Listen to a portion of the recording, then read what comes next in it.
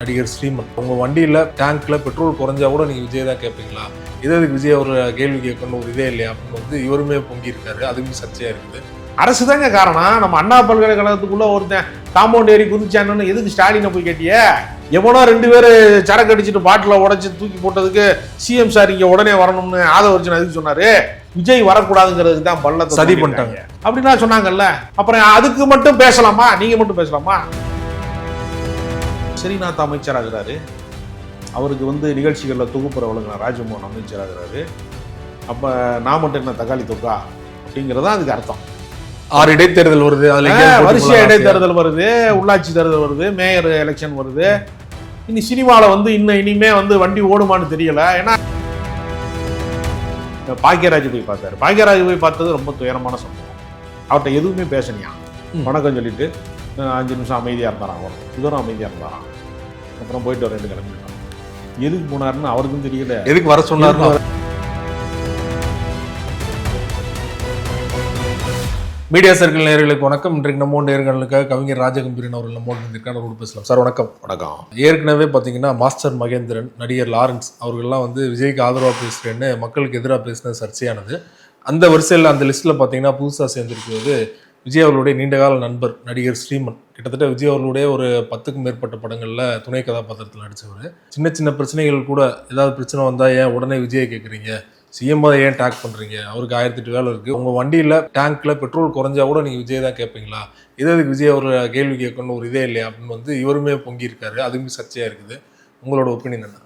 சினிமாக்காரர்களோடு இருக்கக்கூடிய நேசம் இருக்குல்ல, சக நடிகர்கள், அவரோட நடனமாடியவர்கள், அவரோட நண்பர்களாக இருந்தவர்கள், துணை கதாபாத்திரங்களை நடித்தவர், அந்த ஃப்ரெண்ட் சர்க்கிள்ங்கிறது இருக்கத்தான் செய்யும். நீங்கள் சினிமாவுக்கு முழுக்கு போட்டார் விஜய் அப்படிங்கிறது மாதிரி சினிமாக்காரர்களுக்கு சேர்த்து ஒரு முழுக்கு போட்டிங்கன்னா நல்லாயிருக்கும். ஏன்னா தினசரி வந்து ஒவ்வொரு திரைப்பட நடிகர்களாகவும் சந்திக்கிறாங்க. பிரசாந்த் பார்த்தாரு, அடுத்த நாள் வந்து டைரக்டர்கள் பார்க்குறாங்க. பாக்கியராஜ் போய் பார்த்தாரு. பாக்கியராஜ் போய் பார்த்தது ரொம்ப துயரமான சம்பவம். அவர்கிட்ட எதுவுமே பேசணியா, வணக்கம் சொல்லிட்டு 5 நிமிஷம் அமைதியாக இருந்தாராம். வரும் இவரும் அமைதியாக இருந்தாராம். அப்புறம் போயிட்டு வர 2 கிளம்பிட்டோம். எதுக்கு போனாருன்னு அவருக்கும் தெரியல, எதுக்கு வர சொன்னாரு இல்ல. அதாவது வாழ்த்து தெரிவிக்கிறோங்கிற பேர்ல போறாங்க. யாரோடையும் உரையாடுகிற பண்பு என்பது அவரிடத்துல பெருசா இல்ல. என்ன பேசுறதுன்னு தெரியல. அவர் அரசியல்னால இப்படி ஆயிட்டாருன்னு நான் சொல்லல. அவர் சினிமா உலகத்திலே யாரோடையும் அதிகமா பேச மாட்டார். அவரோட சர்க்கிள் ரொம்ப குறையும். போனோடனே போட்டோ எடுத்துட்டு அனுப்பி. நீங்க அரசியல் என்பதே நீங்க வந்து உரையாடியே தீரணும். நீ ஒரு அமைச்சர் வீட்டுக்கு போறிய, அவரு வணக்கம் நல்லா இருக்கீங்களா, சாப்பிட்டீங்களா அப்படின்னு கேட்டாதான் சரி அமைச்சர் நல்லா பழகுறாருன்னு சொல்லுவிய. அமைச்சர் உம்முன்னே இருக்கிறாருங்க, நானும் உம்முன்னு இருந்தாங்க, 2 பேரும் ஒருத்தர் கொஞ்சம் நேரம் பார்த்தாங்க. அப்புறம் வந்து நீ வச்ச பாசம் நீங்காத நேசம், கடைசியில் ஊமையும் பேசிய பாசையடின்னு ஒரு பாட்டு இருக்கு, வைரமுத்து பாட்டு. அது மாதிரி ஊமை என்ன பாசம் பேசுவாங்க அப்படிங்கிற மாதிரி நடந்துக்கிட்டு இருக்கு. அப்போ திரைக்கலைஞர்களுடைய சந்திப்புங்கிறது தினசரி சந்திப்பாகிறார். ஒவ்வொரு டைரக்டராக போய் பார்க்குறாங்க. விக்ரமன் போய் பார்க்குறாரு. அவங்கெல்லாம் என்ன நினைக்கிறாங்க, நம்ம கூப்பிட்டு வச்சு நடிக்க வச்சோம், ஒரு பெரிய ஆள் ஆயிட்டாரு அப்படின்னு அதில் உரிமை கொண்டாடுறாங்க எல்லாருமே. சிஎம்மோட நெருக்கமா இருக்க மாதிரி காட்டி. ஆனா சினிமாக்காரர்களுக்கு சொந்தமானவரா, அவர் மக்களுக்கு சொந்தமானவரா? மக்களுக்கு தானே அவர், பெரும்பான்மை மக்கள் வாக்களித்தானே அவர் இடத்துக்கு வந்திருக்காரு. சினிமாக்காரர்களோட உங்களுக்கு அன்பு இருக்கலாம், சென்டிமெண்ட் தான் இருக்கலாம். ஆனால் நீங்கள் யாருக்கானவர்? நீங்க எல்லாருக்குமானவர். நீ ஓட்டு போட்டவனுக்கு மட்டும் இல்ல, ஓட்டு போடாதவர்களுக்கும் ஒரு அதிகாரத்தில் இருக்கிறவங்க வந்து அமைச்சராக இருக்கிறவங்க, முதலமைச்சராக இருக்கிறவங்க எல்லாருமே, எல்லாருக்கும் ரெஸ்பான்ஸ் அவங்க தான், பொறுப்பு அவங்க தான் ஏற்கணும். அப்போ நீங்கள் வந்து என்ன நினைக்கிறாங்க, லாகவாரான்ஸ் என்ன நினைக்கிறாரு, விஜய் நல்லா நடனம் ஆடுவார், அவருக்கு ஓட்டு போட்டாங்க, நல்லா டான்ஸே நான் கற்றுக் கொடுக்குற இடத்துல இருக்கனே, டான்ஸ் மாஸ்டர் வரேன் நான், நம்மகிட்ட டான்ஸ் ஆடின நம்ம கற்றுக்க, நம்ம விஜய்க்கு ஸ்டெப்பு போட்டால் அவர் சிஎம் ஆயிட்டாரு, நம்ம ஸ்டெப்பு சொல்லி கொடுத்தேன் வந்து அதுக்காக சும்மா இருக்க முடியுமா? ரஜினி கற்றுக் கொடுத்தோம், அவர் ஏமாத்திட்டாரு.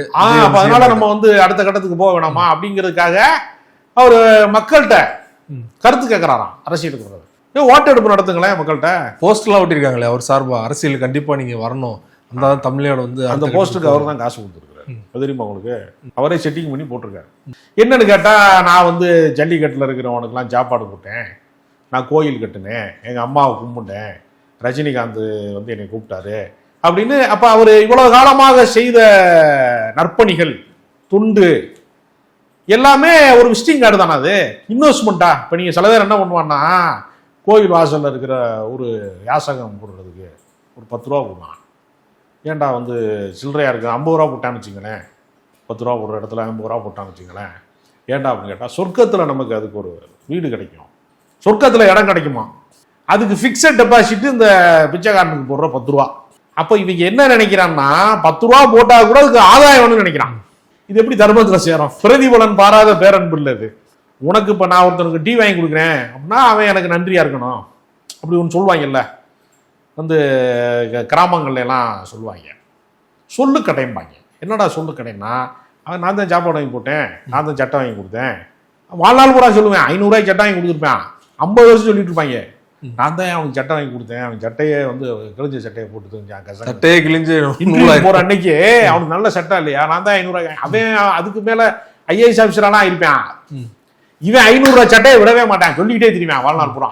அது மாதிரி இவங்க என்ன பண்ணிட்டாங்கன்னா, இந்த கடந்த காலத்துல பழகியவர்கள் நண்பர்கள் எல்லாருமே நான் தான் எல்லாரும், இவர் நிறைய படங்கள் நடிச்சிருக்கிறார் தொடர்ச்சியாக. வந்து ஒரு அவர் சேது படத்துல பிரபலமானார், எல்லாருக்குமே தெரியும். அந்த காலகட்டத்தில் வந்து தொடர்ச்சியா வந்து அவருடைய இந்த கடைசியா இப்போ வந்து ஜனநாயகன் ரிலீஸ் ஆகாத ஜனநாயகம் வரைக்குமே அவர் நடிச்சிருக்கிறார்.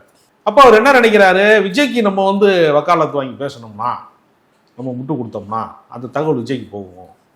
அப்போ நம்ம ஸ்ரீநாத்லாம் மினிஸ்டர் ஆகிட்டாப்ல, நான் கதிர்கிட்ட வந்து காதல் தேசம் படத்துல ஒரு உதவி இயக்குனராக இருக்காப்ல, ஒரு TVS 50 வச்சுக்கிட்டு சுற்றிட்டு இருக்காப்ல. அவ்வளவு காலம் உதவி இயக்குனராக இருந்தவரால் டைரக்டர் ஆக முடியல. இன்னைக்கு அடையாளம் பெறக்கூடிய ஒரு இயக்குனராக கூட அவரால் மாற முடியல. காதல் தேசத்துல இருந்து பல படங்களுக்கு உதவி இயக்குனராக இருக்காரு, அவர் பெரிய டைரக்டர் ஆக முடியல, வெற்றிகரமான இயக்குனராக அவர் ஆக முடியல.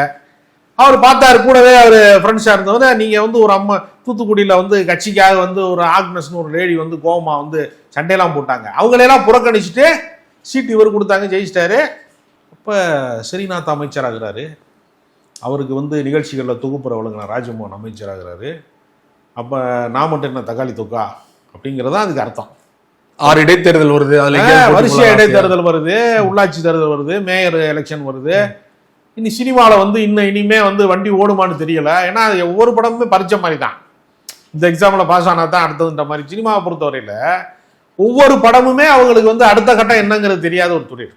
அதனால நமக்கு வந்து நம்ம நண்பர் CM ஆயிட்டாரு, விடக்கூடாது நம்ம இந்த வாய்ப்பா அப்படிங்கிறக்காக தான் ஒரு பெட்ரோல் பங்கில் பெட்ரோல் குறைஞ்சிட்டா யாரை கேட்பேன், யாரும் அரசாங்கத்தான் கேட்கணும். பெட்ரோல் என்ன உற்பத்தி என்ன தனியாரை பண்ணிட்டீங்க, எங்கேருந்து வருது? அரசாங்கத்தினுடைய கொள்முதல் தானே எல்லாமே, அரசு தாங்க காரணம். நம்ம அண்ணா பல்கலைக்கழகத்துக்குள்ள ஒருத்தன் காம்பவுண்ட் ஏறி குதிச்சான்னு எதுக்கு ஸ்டாலினை போய் கேட்டிய? எவனோ 2 பேர் சரக்கு அடிச்சுட்டு பாட்டில் உடைச்சு தூக்கி போட்டதுக்கு CM சார் இங்கே உடனே வரணும்னு ஆதவர்ஜன் அதுக்கு சொன்னாரு. அந்த பெரம்பூர் தொகுதியில் போற இடத்துல எங்கேயோ வந்து கீழே வந்து இது பண்ணியிருக்கிறாங்க, பள்ளத்தை தோண்டி வச்சிருக்கிறாங்க. அது ஏதோ குழாயை வந்து அந்த குடிநீர் குழாயை வந்து சரி செய்யறதுக்கு கீழே வந்து பூரா வந்து தோண்டியிருக்காங்க. விஜய் வரக்கூடாதுங்கிறதுக்கு தான் பள்ளத்தை சரி பண்ணிட்டாங்க அப்படின்னா சொன்னாங்கல்ல. அப்போ அந்த காலத்துல தான் அண்ணா டைலாக் பேசுவாரு, உள்ளம் இருக்க வேண்டிய இடத்தில் சில பேருக்கெல்லாம் பள்ளம் இருக்கிறதுன்னு. அந்த மாதிரி எங்கன பார்த்து எங்கே பள்ளம் இருக்கிறதோ அங்கெல்லாம் வந்து விஜய்க்கு எதிரான சதிதான் நடக்குதுன்னா டைலாக் பேசுனீங்கல்ல. அப்புறம் அதுக்கு மட்டும் பேசலாமா, நீங்க மட்டும் பேசலாமா, மற்றவங்க பேசக்கூடாதா? இப்போ அரசாங்கங்கிறது எல்லாருக்குமானது. இப்போ பஸ் கட்டணத்தை வந்து நாளைக்கு உயர்த்துறாங்க. இப்போ நிதி அமைச்சர் வந்து சொன்னார், வந்து போக்குவரத்து கழக நட்டத்தில் இயங்குது, 1 கிலோமீட்டர் ஓடுனா 53 ரூபா நஷ்டமாயிருச்சு, 73 ரூபாய்க்கு வண்டி ஓடுது, போக்குவரத்து கழகம் நட்டமாக இருக்குது, மின்துறை நட்டமாக இருக்குது, எல்லாமே நட்டமாக இருக்குங்கிறார். அப்படின்னா என்ன அர்த்தம்? இதை நட்டமாக நிப்பாட்ட முடியாதுங்கனாலும் தானே அர்த்தம். எதுக்கு நட்டமாக இருக்குன்னு சொல்கிற? என்னால் இதை நட்டமாக நிப்பாட்ட முடியாது, நிறுத்த முடியாதுனால வாக்குறுதி வர கொடுத்துட்டோம், நாங்கள் கொடுத்துக்கிட்டோம், அதை வந்து அளவுக்கு மீறி அள்ளி விட்டோம், நாங்கள் கதையை வந்து காதில் வந்து பூ வைக்கலாம், நாங்கள் பூ மாலையை போட்டுவிட்டோம். இதெல்லாம் நீங்கள் எப்படி நீங்கள் இனிமேல் கேள்வி ஆகிட்டீங்கன்னா எல்லாத்துக்கும் காரணம் போன அரசாங்கம் தான், திமுக தான் காரணம். அப்போ எது நடந்தாலும் திமுக தான் காரணம். அப்போ திமுக ஆட்சி தான் நடக்குது. அப்போ இப்போ போதைப் பொருள் புழக்கம் அதிகமானதுக்கு திமுக காரணம். அப்போ உங்கள் போலீஸ் என்ன செய்யுது? நீங்கள் கவர்மெண்ட்டில் வந்து நீங்கள் உத்தரவு போட்ட இடம் என்ன நடக்குது அப்படின்னு ஒரு கேள்வி இருக்குல்ல. அப்போ இவங்களுடைய இந்த சிஸ்டமாக இவங்க ஃபெயிலியர் ஆகிற இடத்த பூராமே குற்றச்சாட்டு சொல்கிறப்பெல்லாம் இந்த சிறிமன் மாதிரி ஆட்கள்லாம் வந்து யாருமே வந்து கூப்பிடாமலே அவங்களா ஆஜராகி வந்து விஜயை காப்பாற்றுறோம்னு சொல்லி தனக்கு தானே ஆப்பு வச்சுக்கிறாங்க. இன்னும் டேமேஜ் தான் பண்ணுறாங்க இல்லையா? ஆமாம், டேமேஜ் தான் பண்ணுறாங்க. இப்போ இவங்க விளக்கம் சொல்கிறது எதுக்கு விளக்கம் சொல்லணும்? இப்போ நீங்கள் ஒரு தவறு நடக்குது அப்படின்னு வச்சுக்கோங்க, காவல்துறை விளக்கம் சொல்லுவாங்க. ஒரு குற்றம் நடக்குதுன்னா நாங்கள் குற்றவாளியை வந்து 24 மணி நேரத்தில் பிடிச்சிருவோம், நாங்கள் இதை செய்ய போகிறோம், அப்படித்தான் விளக்கம் சொல்லுவாங்க. நிர்வாக ரீதியான விளக்கம் தான் சொல்லுவாங்க, துறை சார்ந்த அதிகாரிகள் சொல்லுவாங்க. நீங்கள் துணை நடிகர்களை வச்சு விளக்கம் சொல்லுவாங்க. துறை சார்ந்த அதிகாரி சொல்ல வேண்டிய விளக்கத்தை பூரா துணை நடிகர்கள் சொன்னான்னா இன்னும் இது என்ன சினிமா கம்பெனி தானது அப்படிங்கிற சந்தேகம் வரணும். சினிமா ஆர்டிஸ்ட்டை வச்சு தான் இன்னும் நீங்கள் பதில் சொல்லிட்டீங்களா? அப்போ அரசாங்கத்தினுடைய இந்த மூவ்மெண்ட் என்னவா இருக்கு? அது மக்களுடைய கேள்வி. அப்படி கேட்காதுன்னு சொன்னால் யார்? நீ யாரை மிரட்டுற? மக்களை தானே மிரட்டுற. இப்போ நீங்கள் யார்? மக்களோட உரையாடுவதற்கு நீங்கள் யார்? ஓட்டு போட்டேன் கேள்வி கேட்பான்ல, நான் தாயா ஓட்டு போட்டேன் விசிலுக்கு, எனக்கு அவர் என்ன செஞ்சாருன்னு கேட்பான்ல, கேட்கறதுக்கான உரிமை அவனுக்கு இருக்குல்ல. அதுக்கு பதில் சொல்ல வேண்டிய இடத்துல நீங்கள் தானே இருக்கீங்க, நீங்கள் தானே சொல்லணும். ஸ்ரீமன் பேசினார்னா என்ன அர்த்தம்? ஸ்ரீநாத் அமைச்சர் ஆகிட்டாரு, ஸ்ரீமன் ஆக முடியல.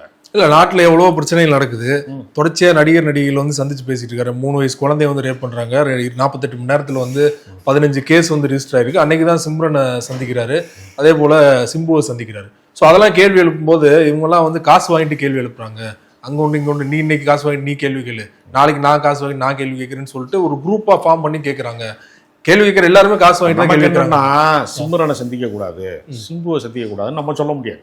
நீங்க மற்றவங்களையும் சந்திச்சுட்டு இவங்களை சந்திக்கணும் தான் நம்ம கேள்வி. சிம்புவையும் சிம்ரனையும் சந்திக்கிற அதே நேரத்துல நீங்க மற்ற தலைவர்களையும் சந்திக்கணும்ல, மற்ற பிரச்சனை சார்ந்தவர்களையும் சந்திக்கணும்ல, குறைபாடு யாரு சொல்றாங்களோ அவங்கள சந்திக்கணும்ல, பிரச்சனையை பத்தி பேசுங்க அப்படின்னா குறை சார்ந்த அதிகாரிகளை சந்திக்கணும்ல, எல்லாரும் சந்திக்கணும்ல. முதலமைச்சர் ஒரு தனிமை வளையத்துக்குள்ள இருக்காரு, அவரை நினைத்த நேரத்தில் யாரும் பார்க்க முடியாது. ஜான் ஆரோக்கியசாமியும் விஷ்ணு ரெட்டியும் தான் வந்து தீர்மானிக்க முடியும், எல்லாரும் பார்க்க முடியாது அப்படின்னு ஒரு வட்டம் இருக்கிறது. அமைச்சர்கள் கூட நினைத்த நேரத்தில் பார்க்க முடியாது. அவர் நினைச்சா அமைச்சரை பார்ப்பாரே தவிர அமைச்சர் நினைச்சா போய் அவரை பார்க்க முடியாது. அப்படி ஒரு ஒளிவட்டத்தை இன்னும் வைத்திருக்கிறார்கள், ஒரு தனிமை வட்டத்துக்குள்ள வர வச்சிருக்கிறாங்க. அப்படின்னா விமர்சனம் வர்றதுனால தான் இந்த கேள்வி வரும். அதனால நீங்கள் சினிமா நடிகர்களை பாருங்க, சினிமா நடிகர்களை மட்டுமே பார்க்காதீங்கன்னு தான் நம்ம சொல்றோம். எல்லா விஷயங்களுக்குமே ஆதவர்ஜுனா, ராஜ்மோகன், இப்போ எப்பயாவது ஒரு முறை நிர்மல்குமார், இந்த 3 பேரை கழித்து விட்டு மற்றவர்கள்லாம் அமைச்சரவையில் என்ன செய்கிறார்கள், அவருடைய நடவடிக்கைகள் என்ன, செயல்பாடு என்ன, துறை சார்ந்த விளக்கம் என்ன, எதுவுமே சொல்றதே கிடையாது. ஏன்னா தலைவரே அமைதியா இருக்கிறாரு, முதல்வரே அமைதியா இருக்கிறாரு, நம்ம எதுக்கு பேசணும்னு நினைக்கிறாங்க. நீங்க எல்லாத்தையுமே மௌனமா கடந்து போறதுன்னு ஒண்ணு இருக்குல்ல, அது ரொம்ப ஆபத்தானதுல. நீங்க நான் ஒரு கேள்வி கேட்கிறேன், நீங்க பதில் சொல்லணும்னு வச்சுன்னா நீங்க என்னை மதிக்கலைன்னு அர்த்தம். அப்ப வந்து முதல்வர் மௌனமாக இருக்கிறார் அல்லது அமைச்சர்கள் மௌனமாக இருக்கிறார்கள்னா ஓட்டு போட்ட மக்களை நீங்கள் அவமானப்படுத்துவதாக தான் அர்த்தம், மதிக்கலைன்னு தான் அர்த்தம். ரெஸ்பான்ஸ் பண்ணணும்ல. நீங்க ஒருத்தருக்கு வணக்கம் சொல்றான், அது கண்டுக்காம போறான்னா நீ என்ன நினைப்பிய? தூங்க பிடிச்ச விட்டாங்க நினைப்பில்ல. அப்போ எல்லாருக்கும் சம மரியாதை தேவைப்படுகிறதுல. அப்போ பிரச்சனைகள் பற்றி எறிகிற போது அதற்கு பதில் சொல்ல வேண்டிய இடத்தில் மௌனமாக இருக்கிறார்கள். எப்பொழுதாவது பேசுவாங்க அல்லது யாரையாவது வச்சு பேசுவாங்க. இந்த நிலைப்பாடு சரியானது இல்லை. அதனால தான் வந்து சின்ன சின்ன நடிகர்கள்லாம் குரல் கொடுக்குறாங்க. பிரச்சனைக்கு உரியவர்கள் யார் வந்து முதன்மை பொறுப்பில் இருக்கார்களோ அவர்கள் மௌனமாக இருக்கிறாங்க. இந்த மௌனம் என்பது கலைக்கப்படும். நேரத்தை பல்வேறு தகவல்களோட பகிர்ந்து கொண்டீங்க. மிக்க நன்றி.